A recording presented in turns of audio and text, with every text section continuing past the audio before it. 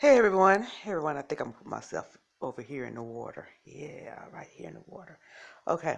Um, Hello everyone. So as the title says, how safe is cruising? And I want to talk about my very first cruise. Story time. So my very first cruise was on the Royal, and I forget the name of the ship. Um, May have been the Sunshine. I, I can't remember the name of the ship, but it was on the um, Royal Cruise Line, and it was in 2007. I went on a cruise, a group cruise with my family. My mom went, all of my sisters, aunts and uncles.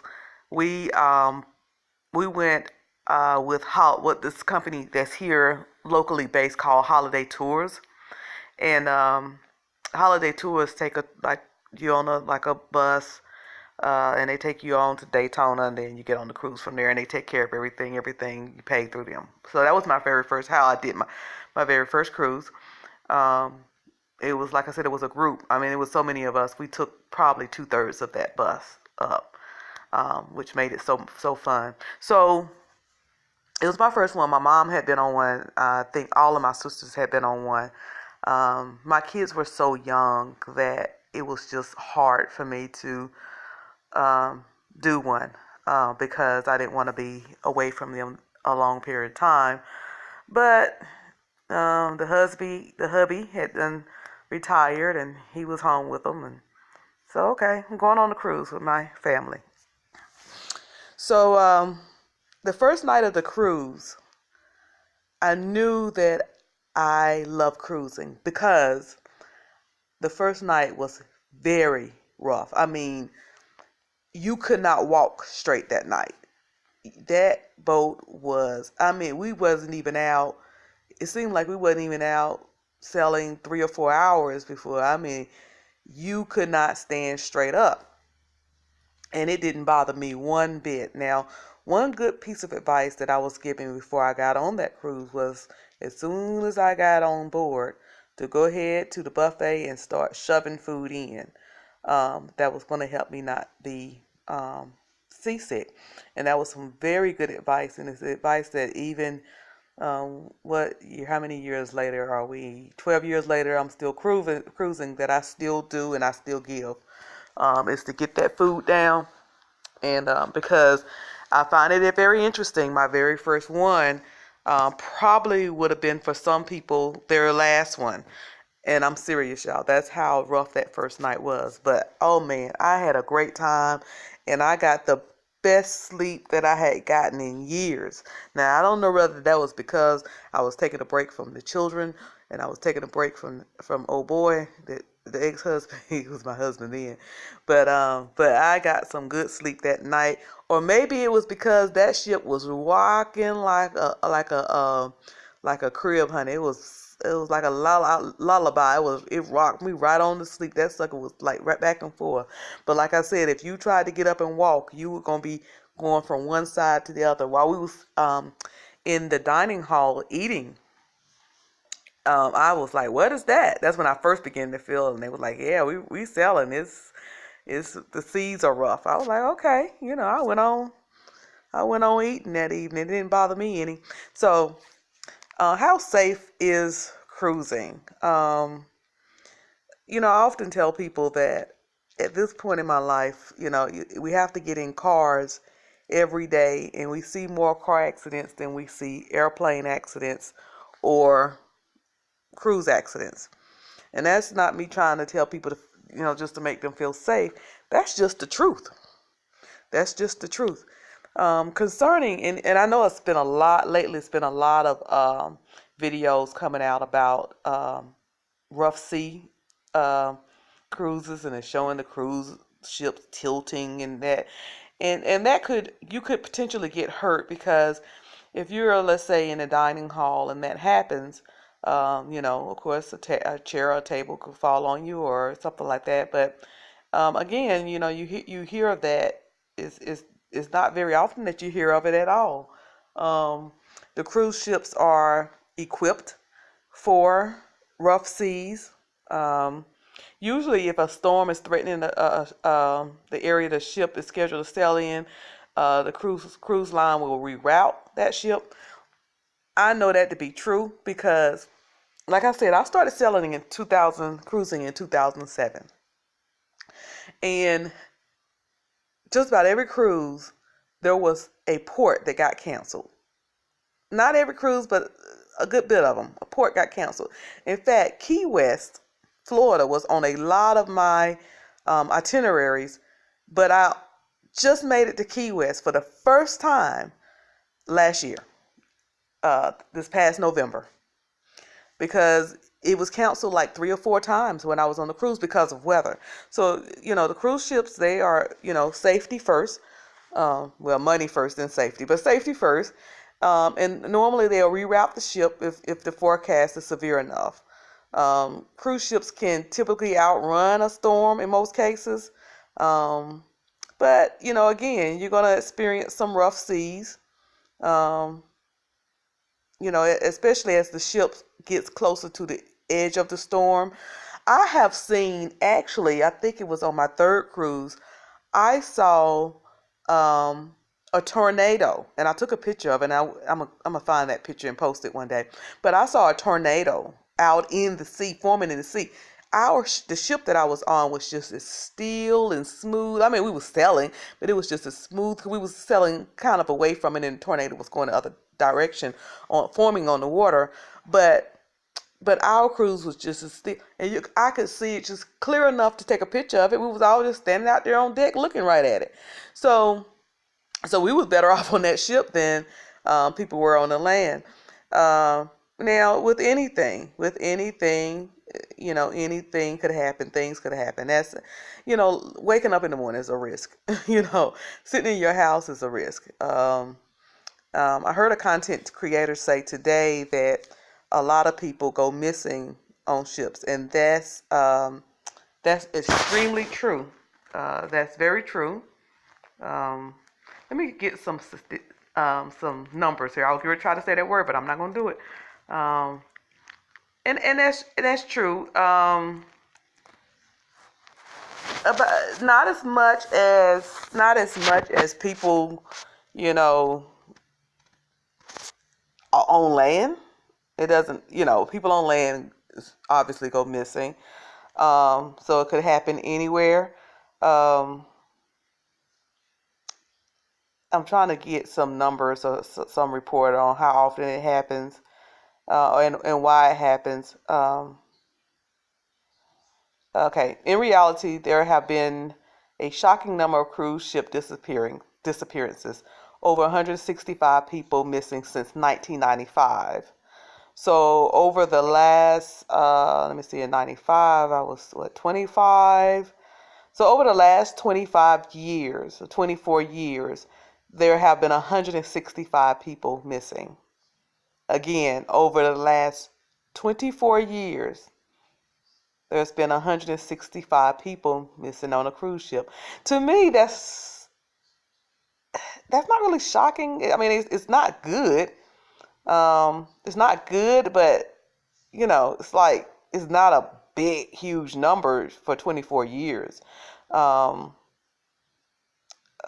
then here's another one that says 200 passengers have vanished since the year 2000.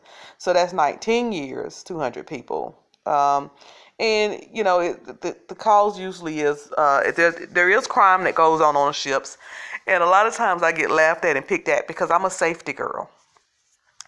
Whether on a ship, whether sitting in my house, whether at work, whether driving down the street, anyone who knows me well knows the first thing they pick up about me within the first 4 or 5 months of knowing me is that I can be right there on the edge of paranoia and probably a little bit overly safety person. I don't let it affect me having fun and enjoying life, but I am cautious. I'm a cautious person. I worry. And so when I'm on a cruise, usually there's only one cabin mate that I've ever had that I did not get on her nerves with my safety issues. Usually I annoy people because I tell them, look, now I am one, I can't be with somebody all the time. If I'm hanging around if I go with a group of people, or if I go with a cabin mate, you know, yeah, we went on the cruise together, we hang and we're friends. But I need some time by myself. That's just the way I am. And then if there's something that you want to do that I don't want to do, rather than us try to pull each other, let's just go our separate ways. But in that, I always tell them, okay, let's have our phones to where we can message each other and check on each other, at least every hour. Let's head back to the room at the same time, meet up at a spot and head back to the room at the same time. I don't meet people on the ship and hook up. Now, I do meet people on the ship and hang, in the clubs, or hang, at the comedy shows or at the bar settings or whatever, something like that. Or we get off the cruise, I have kicked it with a few people, but I make sure that it's it's with a group of folk. I ain't no one-on-one meeting you, sir, and I'm running off by myself with you. No. Or you coming back to my cabin, I'm coming back to your cabin. No. Because, I don't do anything that's going to put my life in danger. You hook up with somebody and they married, they feel some type of guilt and toss your ass off the ship. I don't know. These things have happened. I mean, people be missing, and people are missing for a reason. Folks want to rob you. You have to be careful. Don't be sitting up at breakfast, because sometimes on cruise, especially during breakfast, you go in and they just seat you like there's a table of 10, and if there's only 3 of you, then you're going to sit with 7 people you never met before, and you're going to get to talking and everything. Don't get on there bragging about how much you got. Act poor. You don't want to get robbed. It's just some safety things that you can do to keep yourself safe on the cruise, as well as in life, as well as when you go anywhere. There are some safety things I do when I go to work. We have 21 floors in my building, so there are some safety things we have to do. Going through the garage, I'll park in a parking deck at work, and I usually park on the 6th floor. Our parking deck goes up to the 7th floor, and I usually park on the 6th floor. And sometimes I'm in the office late. So even with that, there's just some safety in everything that you do. It have to be safety. So you can't live your life in fear. Fear to fly, fear to sail, fear to travel out of the country, fear to, hang out, whatever it is that you like doing. And I'm not saying everything is for everybody. If it ain't something that you want to do, don't do it. I don't like baseball. I ain't going to a baseball game. Simple as that. But if it's something that you enjoy doing, or something that you feel like you want to do, don't allow fear to stop you. Because life is for the living. Life is for the living. And so something that always stay with me, after my daughter had her major surgery in 2016, and we were talking about, we was just going on about, oh, you survived AVM, you've survived brain surgery, you're a survivor. And she said to me one day, because my paranoia had kicked into high gear. Now, I already told y'all at the beginning of this video that I could be a paranoid person and a safety girl. And I've lived my life. I lived the first 40 years of my life like that. But something that my daughter told me, she said, Mommy, I don't want to just survive. I want to live. I don't want to just survive. I want to live. And I'm going to tell you, this chick had brain surgery in February. She was going to the prom in March or April. After that, we went to Orlando, and this girl hopped up in the helicopter. She did the iFly thing. I think I showed y'all the video of that. She said that she wanted to live, and she is doing just that. So that taught me a lesson. That, and I did some therapy after her. I'm really into therapy, y'all. I'm really into therapy. So I did some therapy after that, and so I can move on and get over my paranoia and fear. So anyway, so I say that to say, whatever it is that you want to do. Now, I ain't doing everything, because I was talking about going to the DR, and now I'm kind of waiting on that because I'm like, okay, well, that couple went off the ledge coming from the airport. I'm like, I'm going to have to rethink how I do it. So that doesn't mean I'm not going to put any safety precautions in my life. But and I do my research and I think things through. And then I pray and trust God. And I go on and live and do those things that I want to do. I didn't do that the first 40 years of my life. And I know have gotten off cruising, but I'm going to come back. I didn't do that in the first 40 years of my life. I didn't. I married safe. I did everything safe that I thought was going to turn out. I thought was perfect and would turn out perfect. I chose a man that I knew that would always be able to mentally, emotionally, and financially handle a family. Chose him. In everything, and I'm just using that as an example, but in everything up until the age 40, in everything that I did it for what I felt like was the safest thing to do and the most calmest thing to do or whatever. It's hard for me to explain what I'm saying, rather than I didn't take risk, in other words. And I woke up at 40 and I said, you know what? This is not fun. I mean, it's okay, but it's not fun. So I started living. I divorced that good man. And he's still single, ladies, and that's a shame. Now y'all need to get on it. But anyway, I'm teasing. That's a running. My sister will laugh at that because she know what I mean. She know I'm serious too. But even in that, I haven't kicked away all of my safety precaution ways. And one of my friends, it really annoys the heck out of her. Of one of the friends that I really hang with a lot. We go to the Panthers games together. We've traveled together. She went to Virginia with me recently. I went to Miami a couple of years ago. We went to Miami and I had the best time. I've been going to Miami all my life. I had an aunt that lived there for years. Still have cousins there. And I ain't never had a good time as I had with her because she just throw caution to the wind. There's no such thing as safety and planning in her. She just live. And me, on the other hand, I'm real safe. So when we get together, it's like either we argue or we balance each other out. And it makes for a fun time when we can balance each other out. But she is my cabin mate this coming up November. So this is going to be an interesting time. But I know it's going to be like I said, we always end up having a great time. We always have argument, but we always end up having a great time. So my point is that a cruise is safe for the most part. There's risk to everything, and there is risk to taking a cruise, but they're safe for the most part. Also, a cruise is as safe as you make it. As safe as you make it. There are some decisions. You need to make some good decisions, some good, wise decisions, and really know what you're doing. And so that takes away a good bit of the safety.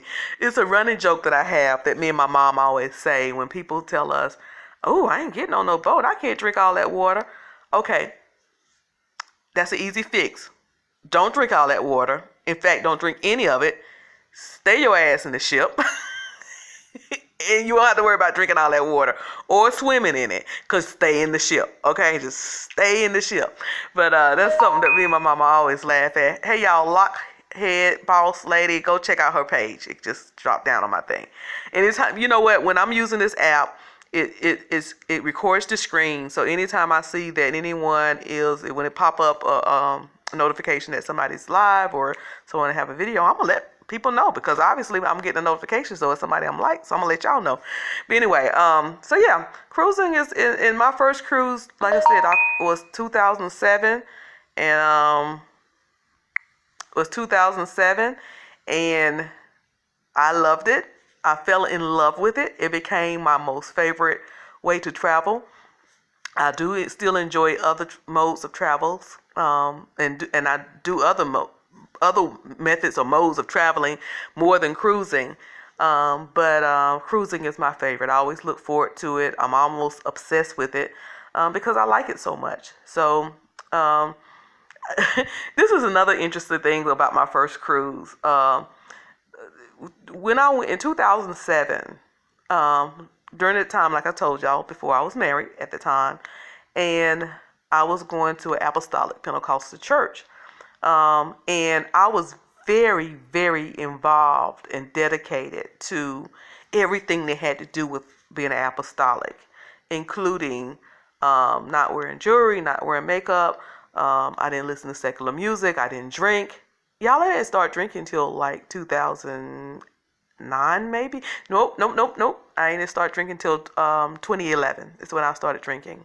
I had never drank in my life. I started drinking at the age of 41. But on this cruise, this first cruise, and this may be, I never thought about this before, but this may be why I love cruising so much. It was in 2007, and like I said, I was at the time I was married, and he didn't go, and the kids didn't go. I was with my family, and for some reason, I ventured into my mom's cabin, and I don't know how I got in there, but I went into her cabin, and I started messing around in her and my sister's makeup. And for some reason, I wanted to put some makeup on my face, and I did. I thought I looked cute, y'all. I broke out the little curling iron to curl up my hair, and I went out there and I spent a buttload. I'm talking about when I got back, my husband was looking at me like I was crazy, because I knew he was gonna see that. He's gonna see that charge card bill and was gonna wonder why I had hid all the pictures I took, and I know he was gonna say, "Why in the heck did you take all these pictures?" He didn't say anything though. He just kind of laughed. He's like, "Look at all these pictures you took." But I took a buttload of. I mean, when my family came back, they went on out into the port, and I didn't want to go for some reason. And when they came back, I was with the photographer, just having me a good old time taking a bunch of pictures, and I bought a lot of those pictures too. I'm looking at one right now. It's my most favorite picture that I have of myself, because it's a picture that represents the beginning of my liberation. When I started saying, you know what, maybe there's nothing wrong with wearing jewelry. Maybe there's nothing wrong with wearing makeup. Maybe I'm living my life too strict for no reason at all. So that was the beginning. That was like a little tiptoe into it. It was a little baby step into it. It was many years went by for my total liberation from some things that was just way too strict. But maybe that's why I like cruising, because it reminds me of, because I had a great, when I tell you, I remember I went in the club, because like I said, I didn't listen to secular music. I have a whole like 10, 15 years of lost music. Like, it's some music right now that's new to me. And that's why a lot of people talk about this artist or that artist or something. I have no idea who y'all talking about, because it was so many years that I did not listen to or did certain secular things. But anyway, my sisters was going to the club, and I've always loved music, and I've always loved dancing, but I just suppressed that part of me. And so I'm like, okay, I'm going to go on in here and listen to the music. And they were playing some old school, and I was clapping. I was like, hey, this is nice. But I felt funny, but I stayed. And this is way off safety cruising. It was safe, though, y'all. And they were doing all those line dances, and I was like, I'm going to learn them line dances when I get back home.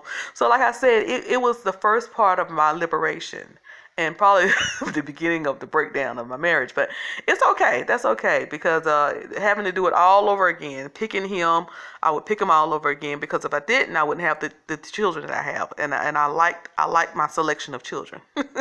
Like, I selected them. I love what God gave me. So I would do it all over again. And even with him, you couldn't pick he's a great dad, and he's still yet a great provider to his children and me when I need it. So I didn't do too bad. Next go round, it's gonna be for love, though. Next go round, it will be for love, and I love him. That's a long story, another video. But anyway, so yeah. But and a lot of people ask me in different lives.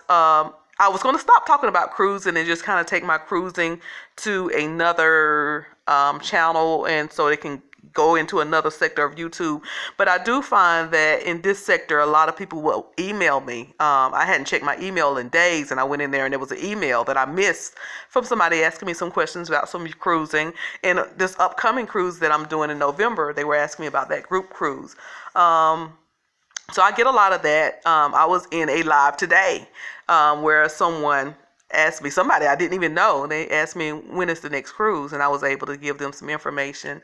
Even if you don't go on the one that I'm doing with this promoter, he actually called me out in my video today, but he called my whole name, so I put the video on private.